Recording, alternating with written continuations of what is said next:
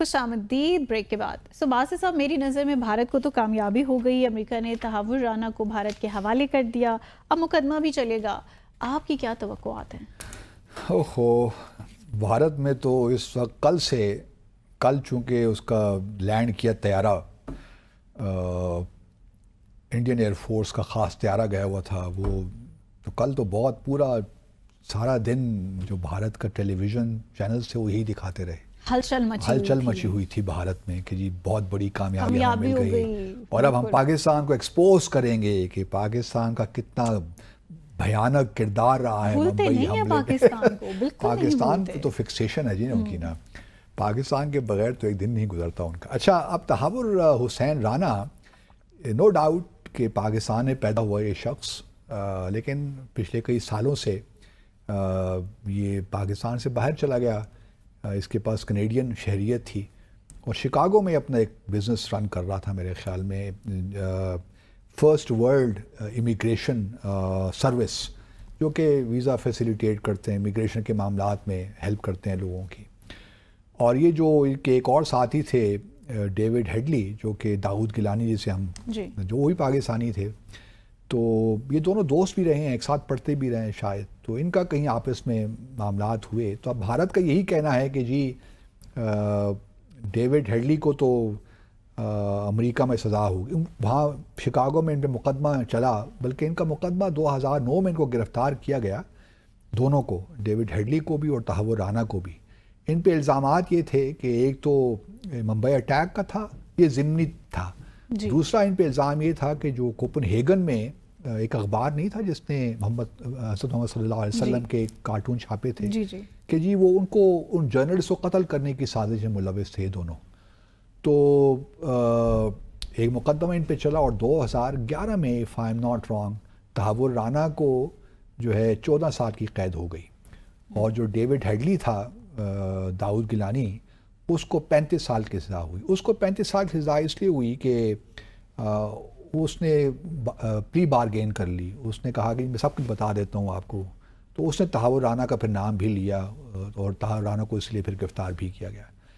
تو اب ہوا یہ کہ جب مقدمہ ان پہ چلا کوپن ہیگن کے معاملے میں تو ان کو ہو گئی سزا، لیکن وہاں امریکہ کی عدالت نے تحور رانا کو بری کر دیا ممبئی کیس میں، کہ ممبئی کیس میں ایسا کوئی ہاتھ لینا دینا نہیں ہے.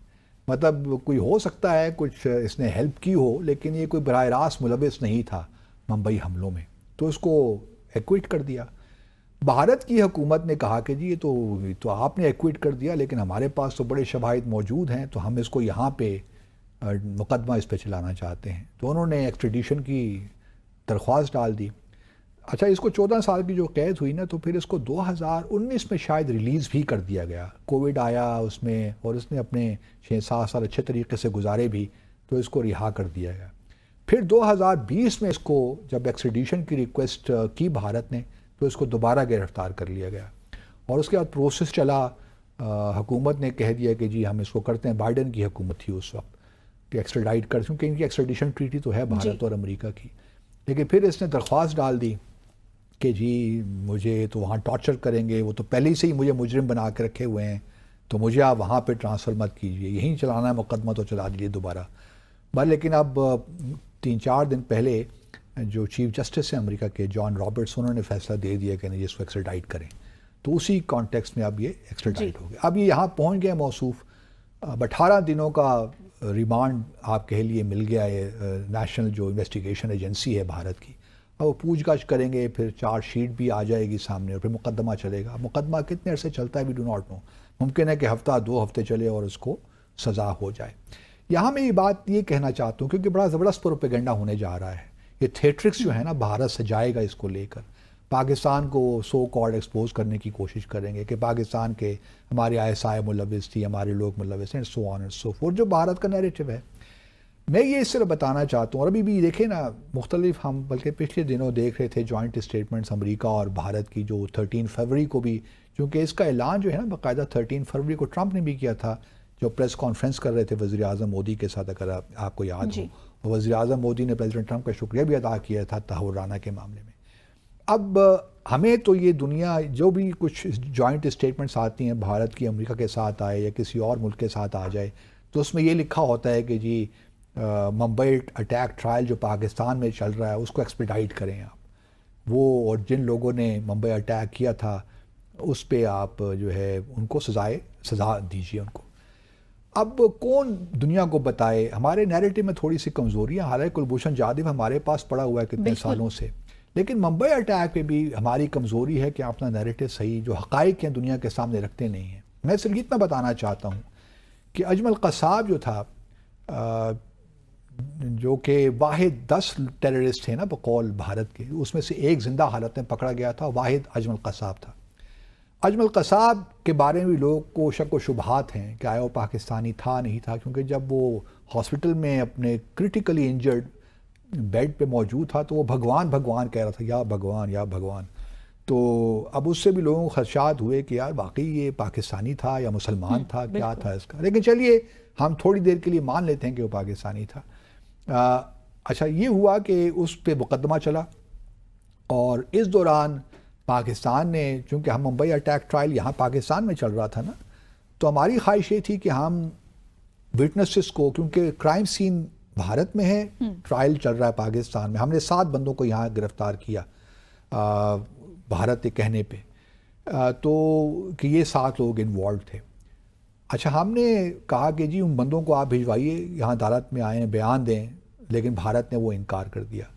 پھر ہم نے یہ ایک میوچولی ہم نے ایگری کیا کہ ایک پاکستان جوڈیشل کمیشن یا کمیٹی جو ہے وہ بھارت جائے گی اور وہاں پہ جو ہے جوڈیشل کمیشن جو ہے وہ وہاں پہ جا کر کمیٹی جو بھی گواہ ہیں وہ ان کے جو اسٹیٹمنٹس ہے وہ ریکارڈ کرے گی۔ اچھا 2012 میں شاید 1 مارچ 2012 میں پہلا وفد ہمارا جاتا ہے۔ اس سے پہلے کہ، اور اس میں کچھ لوگوں کو ہم انٹرویو، ہمارا جو کمیشن ہے یا کمیٹی ہے وہ انٹرویو بھی کرتی ہے کافی گواہان کو، لیکن اجمل قصاب سے ملنے نہیں دیا جاتا اس کمیشن کو کہ ہم اس کو تھوڑا کراس ایگزامن تو کرتے نا۔ اس کے بعد دوسرا وزٹ ہونا تھا، اور دوسرے وزٹ کے ہونے سے پہلے ہی بھارت نے 21 نومبر 2012 کو پونے میں، جو مہاراشٹر کا ایک شہر ہے، وہاں اس کو پھانسی دے دی۔ مطلب ایک واحد دہشت گرد جو وہاں پہ تھا جس کو آپ نے گرفتار کیا تھا، آپ نے اس کو اتنی جلدی کی سزائے موت دینے میں کہ جو یہاں پہ ٹرائل ہو رہا تھا اسی کتنی ضرورت تھی۔ اجمل قصاب کے بیانات کتنے امپورٹنٹ ہوتے ہیں ہماری اس کورٹ میں، یہ بات یاد رہے نا۔ اچھا اس وقت بھی اپنے ناظرین کو بتاتے چلیں کہ اس وقت بھی ہماری ایک ریکویسٹ پینڈنگ ہے پچھلے کئی سالوں سے، تقریباً 8 سال ہو گئے ہیں۔ ہم نے 25 سے 26 ناموں کی ایک فہرست بھجوا رکھی ہے بھارت کو کہ یہ بندے ہمیں چاہیے جو کہ آ کے پاکستان کی کورٹ میں بیانات دیں آ کے، اور جو چیزیں آپ کہتے ہیں کہ آپ نے قبضہ کی ہیں، جو آپ کے پاس جو ڈیوائسز ہیں یا بورڈ جو آئی تھی جس پہ آپ یہ کلیم کرتے ہیں کہ ٹریول کر کے آئے تھے، یہ تمام چیزیں جو آپ کے قبضے ہیں وہ بھی پریزنٹ ہمیں دے دیجیے ہمارے حوالے کی، تاکہ ہم کورٹ کے سامنے پیش کریں نا، بالکل ایویڈنس کے طور پہ۔ اچھا 8 سال ہو گئے ہیں، ابھی تک اس پہ کوئی ڈیولپمنٹ نہیں ہوئی۔ اب وہی ذکر چھیڑ دیا انہوں نے، وہی کہانی کہ جی پاکستان سے جوڈیشل کمیشن آ جائے اور یہاں پہ لوگوں سے مل لے۔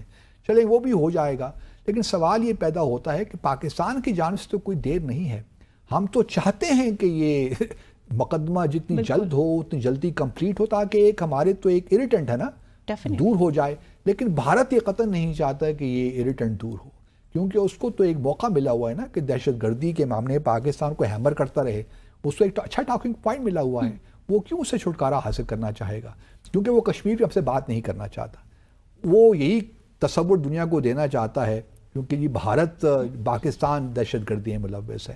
جو ہی یہ تحور رانا کا معاملہ ہوا تو اسرائیل نے فوری طور پہ وہاں جو سفیر ہیں اسرائیل کے بھارت، انہوں نے بیان دے دیا کہ جی زبردست کام ہو گیا اور بھارت کو مبارکباد پیش کی۔ تو ایک کیونکہ اس میں کوئی اسرائیلی بھی جاں بحق ہوئے تھے، 6 جو امریکی بھی شاید مارے گئے تھے۔ اچھا ایک اور انٹرسٹنگ بات یہ ہے، ابھی تک یہ بھارت کی حکومت فیصلہ نہیں کر پائی کہ کتنے لوگ اس سارے واقعے میں مارے گئے تھے۔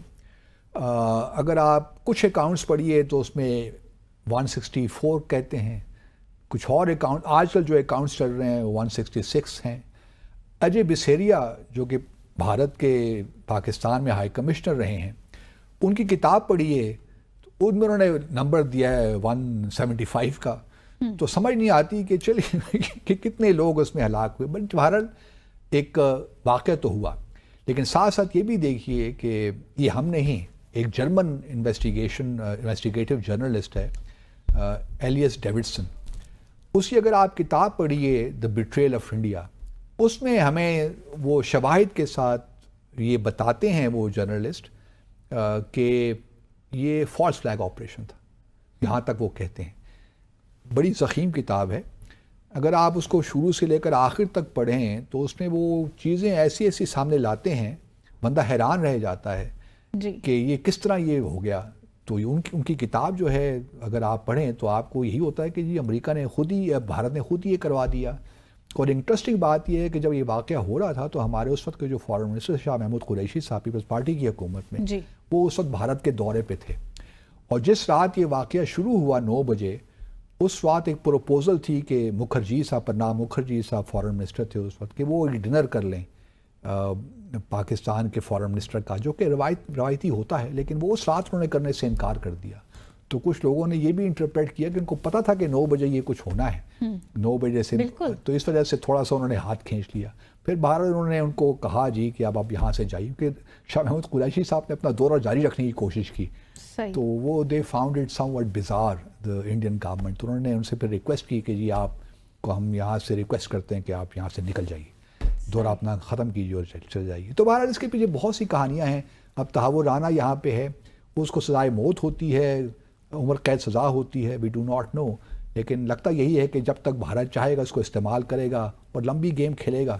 لیکن اسٹل دنیا بہت اویئرڈ ہو چکی ہے، اویئر تو ہے، بٹ اسٹل یہ ہے کہ بھارت کا بہرحال نیریٹو بک رہا ہے آج. اسی کے ساتھ آج کا پروگرام یہاں ختم ہوا. باسط صاحب، منتہا حسن اور پوری ڈیسائفر کی ٹیم کو اجازت دیجیے گا. آپ سے ملاقات ہوگی انشاءاللہ کل مزید دلچسپ موضوعات کے ساتھ. دیکھتے رہیے ڈیسائفر ود عبدالباسط.